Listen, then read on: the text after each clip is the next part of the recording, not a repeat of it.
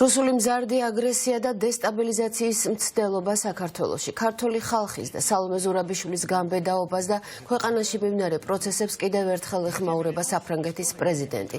ემანუელ მაკრონი იმ ბერკეტებზე საუბრობს, რომელსაც კრემლი ქართული ხალხის და მისი მთავარი სურვილის წინააღმდეგ იყენებს. საფრანგეთის ლიდერი ღიად საუბრობს, რომ საარჩევნო პროცესში საქართველოში რუსეთი ჩაერია.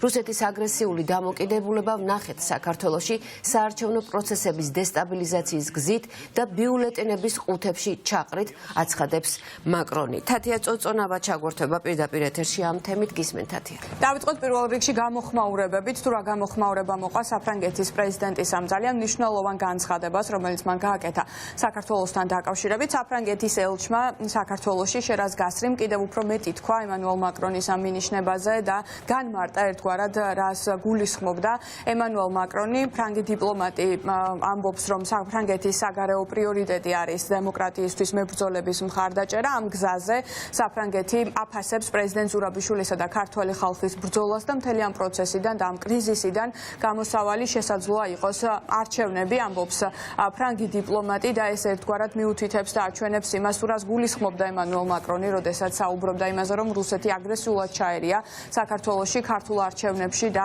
ეს გამოიხატებოდა მათ შორის ბიულეტენების ყუთებში ჩაყრაში. ჩვენ ემანუელ მაკრონის ასეთი განცხადება, რაც გულისხმობს ახალი არჩევნების შესაძლო გამოსავლად კრიზისიდან, ჩვენ აქამდეც გვინახავს, როდესაც მაგალითად ემანუელ მაკრონმა მიმართა ქართულ ხალხს და მან გააკეთა ასეთი მინიშნება ერთგვარად, რომ კარგი იქნება თუ ქართველი ხალხი ხელახლა აიღებს მის არჩევანს ხელში, რაც მაშინ ბევრმა აღიქვა იმათ, რომ საფრანგეთი უჭერს მხარს ახალ არჩევნებს პოლიტიკური კრიზისის განმუხტვის გზად საქართველოში და ახლაც, როდესაც პირდაპირ უკვე საფრანგეთის ელჩი საქართველოში ამბობს ამას, ეს რეალურად მიუთითებს იმაზე, რომ ოფიციალური პარიზი ნამდვილად მიიჩნევს ახალ არჩევნებს კრიზისიდან ერთადერთ გამოსავლად. მათ შორის ემანუელ მაკრონის განცხადებას ეხმაურება ჯო უილსონი, ჰელსინკის კომისიის თავმჯდომარეც და ისიც მიესალმება ემანუელ მაკრონის ინიციატივას ახალი არჩევნების შესახებ. მანაც ასე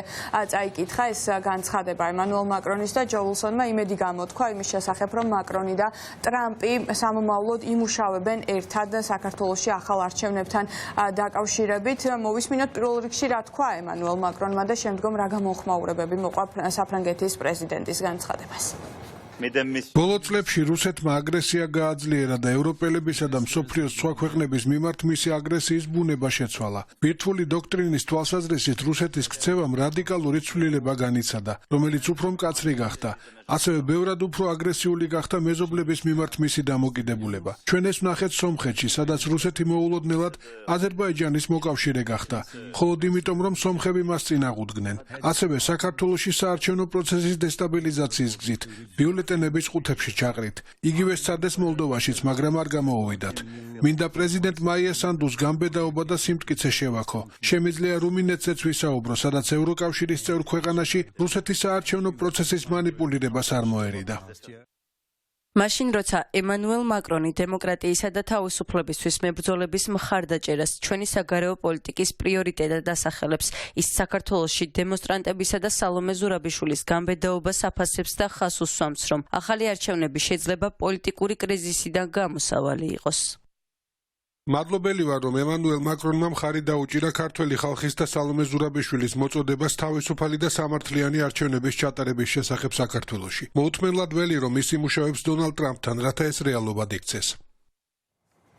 სწორედ ჯო უილსონი იყო ერთ-ერთი პირველი, ვინც გამოთქვა ინიციატივა იმის შესახებ, რომ ახალი არჩევნები იქნებოდა საქართველოში პოლიტიკური კრიზისის, ასე ვთქვათ, დამთავრების გზა და ამერიკის შეერთებული შტატები ყველამ კარგად იცის, რომ განსაკუთრებით აქტიურად და ხისტად დგამს ქართული ოცნების რუსული პოლიტიკის წინააღმდეგ ნაბიჯებს. სულ ბოლო გადაწყვეტილება არის ის, რომ ბიძინა ივანიშვილი არის დასანქცირებული ფინანსურ ნაწილში და ამის შესახებ ამერიკის ხმასთან დეტალურად საუბრობს ამერიკის ჯარის თადარიგის პოლკოვნიკი აკადემიკი და საგარეო პოლიტიკის კვლევის ინსტიტუტის ევრაზიის პროგრამის დირექტორი ბობ ჰამილტონი, რომელიც ამბობს იმას, რომ რეალურად ამერიკის შეერთებულმა შტატებმა ამ ნაბიჯით და ივანიშვილის პერსონალურად დასანქცირებით აჩვენა ის, რომ შეერთებულმა შტატებმა ძალიან კარგად იცის რეალურად ვინ მართავს პროცესებს საქართველოში და რომ ეს არის თავიდან ბოლომდე ბიძინა ივანიშვილი და ასევე ამ ნაბიჯით მათ აჩვენეს ის, რომ რეალურად ყველამ კარგად იცის ქართული ოცნების რეალური ზრახვები და ის, რომ ქართული ოცნება მიაქანებს ქვეყანას მოსკოვისკენ და აქვე კობახიძეს მიმართავს ბობ ჰამილტონი და ამბობს იმას, რომ ერთადერთი რასაც კობახიძეს უნდა ვუსურვებდეთ არის უსაფრთხო ფრენა მოსკოვისკენ, როცა მისი მთავრობა დაიშლება. ასეთი არის ბობ ჰამილტონის გზავნილი. ივანიშვილის სანქცირება ვფიქრობ ნამდვილად მისასალმებელია და საჭირო იყო. სანქციების გამოცხადება და ის გზა, რაც ადმინისტრაციამ მის დასაწესებლად გამოიყენა, იმის თქმას ნიშნავდა, რომ ამერიკა ხედავს საქართველოს არა მხოლოდ როგორც ავტორიტარულს, არამედ ასევე როგორც პრორუსულს. საქართველოს დასავლური მთავრობებისგან უფრო ნაკლებ ყურადღებას მიიღებს და უფრო ნაკლებ პრიორიტეტული გახდება. საქართველოს მნიშვნელობა დასავლეთისთვის ევროპის, ევროკავშირის, ნატოსა და ამერიკისთვის ორ ფაქტორს ეფუძნებოდა. ერთი ეს იყო იდეა, რომ საქართველოს აშენებდა მოქალაქო საზოგადოებას და დემოკრატიულ მმართველობას იმ სამეზობლოში, სადაც ეს ყველაფერი ძალიან იშვიათია და მას შეეძლო ამ რეგიონში სხვა ქვეყნებისთვის მაგალითი ყოფილიყო. მას ხედავდნენ როგორც ქვეყანას, რომელიც ცდილობდა დემოკრატიზაციას, ლიბერალიზაციას და თუ ეს პროცესი დასრულდება, საქართველოს დასავლური მთავრობებისთვის პრიორიტეტების სიაში ძალიან დაბლა ჩაცურდება. ფიქრობ, სწორედ აქ ვუშვებთ შეცდომას. ერთ-ერთი ის იყო, რომ ნატოს გენერალურმა მდივანმა პრემიერ-მინისტრ კობახიძეს ახალი წელი მიულოცა. მოგვიანებით გაკეთდა განმარტება, რომ ახალი წელი გენერალურმა მდივანმა ყველა პარტნიორი ქვეყნის ლიდერს მიულოცა. ეს ჩემი აზრით აბსოლუტურად მიუღებელი იყო. ერთადერთი, რასაც კობახიძეს უნდა ვუსურვებდეთ, არის უსაფრთხო ფრენა მოსკოვისკენ, როცა მისი მთავრობა დაიშლება და მას ჩაანაცვლებს მთავრობა, რომელიც ქართველი ხალხის ნებას წარმოადგენს. ამ მთავრობასთან ნებისმიერი ოფიციალური კომუნიკაცია მის ლეგიტიმაციას ახდენს. მთავრობის, რომელზეც ვფიქრობ, დასავლური მთავრობების უმრავლესობა თანხმდება, რომ არალეგიტიმურია. ჩვენ უკვე ისეთი სიტყვების გამოყენებასაც კი ვიწყებთ, როგორებიცაა დე-ფაქტო პრემიერი, დე-ფაქტო თავდაცვის მინისტრი. ასე რომ თუ ასეთ ენას ვიყენებთ, მაშინ ნამდვილად არ უნდა ვაგრძელებდეთ ფორმალურ დიპლომატიურ კორესპონდენციას მათთან.